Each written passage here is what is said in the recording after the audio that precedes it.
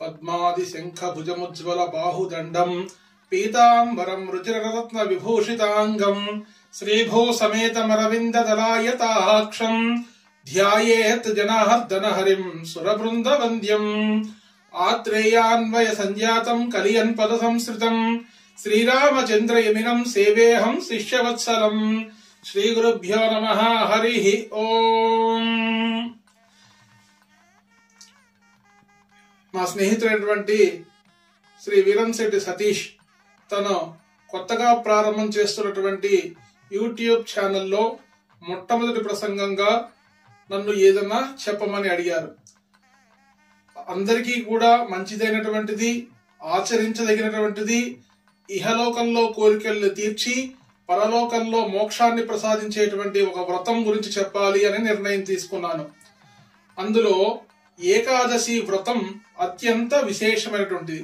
మనం చేసేటువంటి అనేక వ్రతాలు ఆయా కామ్యాల్ని తీరుస్తూ మనకి అప్పటికుండే అవసరాల్ని తీర్చి ఫలితాలను ఇస్తూ ఉంటే, ఏకాదశి వ్రతం చేసేవారి విషయంలో మాత్రం ఇహలోక సౌకర్యాల్ని కల్పిస్తూ దాంతో పాటు మోక్షాన్ని ముక్తిలోకాన్ని కూడా ప్రసాదిస్తూ ఉంటుంది. అయితే ఈ ఏకాదశి వ్రతాలలోకెల్లా అత్యంత విశేషమైనటువంటి ఏకాదశి ఏది? అసలు ఏకాదశి అంటే ఏమిటి అంటే, మురాసురుడు అనేటువంటి రాక్షసుని సంహారం చెయ్యాలి అనుకునేటువంటి సందర్భంలో ఆ మురాసురుడికి ఉండేటువంటి ఒక వరం అయోనిజ చేతిలో మరణం చెందటం.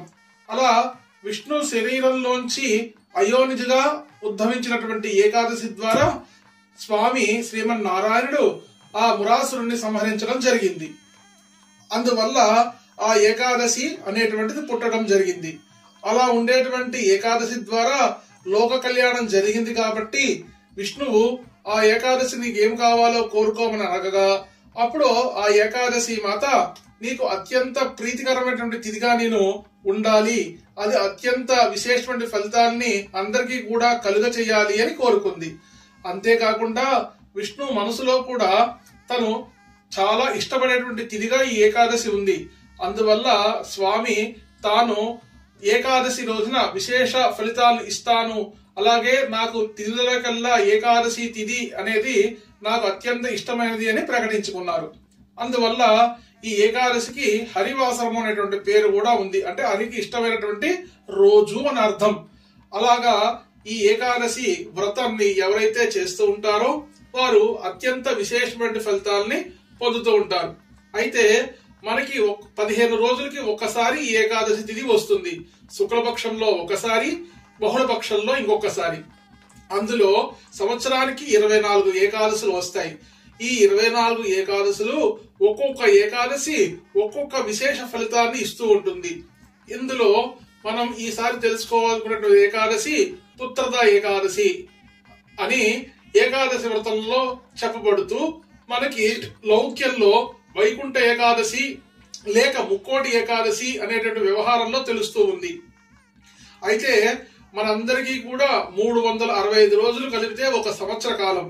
అలా 365 రోజులు కలిపి ఒక సంవత్సర కాలం దేవతలకి ఒక రోజు. అందువల్ల మనకి పగలు రాత్రి ఏ విధంగా అయితే ఉంటాయో దేవతలకు కూడా ఉత్తరాయణ కాలం అంతా కూడా పగలుగాను, దక్షిణాయన కాలం అంతా కూడా రాత్రిగాను చెప్పబడుతూ ఉన్నాయి.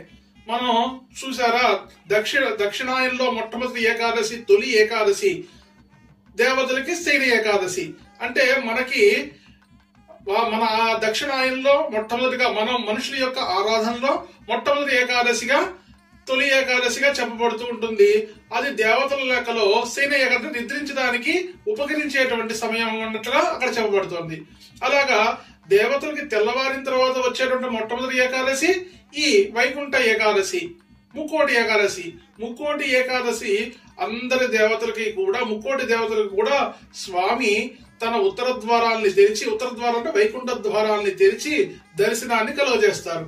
ఎందుకంటే దీనికి ఎంత విశేషము అంటే, దేవతలందరూ కూడా మన నుండి గొప్పలైనటువంటి వాళ్ళు, మనల్ని పాలించేటువంటి వారు.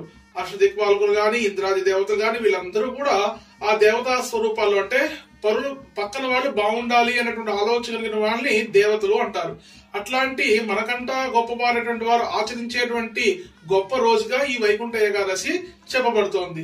కారణం, మనకి ఏ విధంగా అయితే బ్రహ్మీ ముహూర్త కాలం అంటే తెల్లవారడానికి 5:38, 5:40 మనకి తెల్లవారుతుంది అనుకోండి, దానికి 1:30 గంట ముందు అంటే 4 గంటల దగ్గర నుంచి మనకి బ్రహ్మీ ముహూర్తం, బ్రహ్మ ఆరాధన చేసేటువంటి సమయం, అంటే నిద్ర లేవవలసినటువంటి సమయం అది అన్నమాట. అంటే సూర్యోదయానికి పూర్వం 2 ముహూర్త కాలాలు బ్రహ్మ ముహూర్త కాలము అంటారు. అలాగా దేవతలు కూడా పగలు ఉదయించిన తర్వాత వైకుంఠ ఏకాదశి మొట్టమొదటి దర్శనాన్ని కలగజేస్తూ ఉంటే దానికి 2 నెలల ముందుగా అంటే కార్తీక శుద్ధ ఏకాదశి ఉత్థాన ఏకాదశిగా అంటే తెల్లవారుజాము సమయంగా చెప్పబడుతూ ఉత్థాన ఏకాదశి అంటూ సాక్షాత్తు శ్రీమన్నారాయణుడు ఆ కార్తీక శుద్ధ ఏకాదశి నాడు నిద్రలేచి వైకుంఠ ఏకాదశి శుద్ధ ఏకాదశి నాడు వైకుంఠ ఏకాదశి నాడు అందరికీ దర్శనాన్ని కలగజేస్తుంటారు. అలాగా దేవతలకే విశేషమైనటువంటి కాలం బ్రహ్మీ ముహూర్త కాలం మాట ఈ సమయం. అందులో ఈ వైష్ణవ సాంప్రదాయంలో ఉండేటువంటి వారందరూ కూడా ధనుర్మాస వ్రతాన్ని ఆచరిస్తూ, అంటే సాంప్రదాయంలో ఉండేవాళ్లే కాదు మిగతా వాళ్ళందరూ కూడా ధనుర్మాస వ్రతాన్ని ఆచరిస్తూ ఇంటి ముందు పేడ కల్లాపులు చల్లి గొబ్బెమ్మలు పెట్టి వాడికి ప్రత్యేక ఆరాధన చేసి తానందరూ కూడా గోపికలుగా భావించుకుని కృష్ణ సన్నిధికి వెళ్లి కృష్ణ పూజ చేస్తూ ఉంటారు. అట్లాంటి సమయంలో కృష్ణుడికి ఎంతో ఇష్టమైనటువంటి ఆ ఏకాదశి ధనుర్మాసంలో వచ్చేటువంటి మొదటి ఏకాదశి.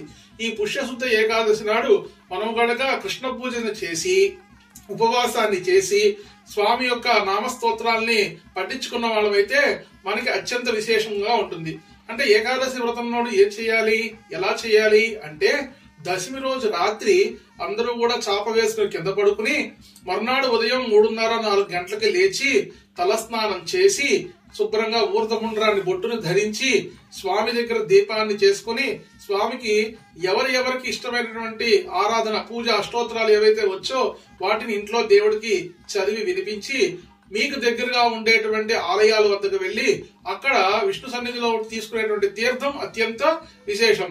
ఆ తీర్థాన్ని తీసుకుని ఆ రోజున నవధాన్యాలకు సంబంధించినటువంటి వంటకాలను కాకుండా ఈ గోధుమ రవ్వో బొంబాయి రవ్వో ఇలాగా లేదంటే సగ్గు బియ్యమో ఇలాంటివన్నిటిలో వాటితో చేసిన పదార్థాలు ఏమన్నా తీసుకుని మీరు కనుక విష్ణునామస్మరణ చేస్తూ ఉంటే వీరికి పరమపద లోకము మోక్ష లోకము ప్రాప్తిస్తుంది.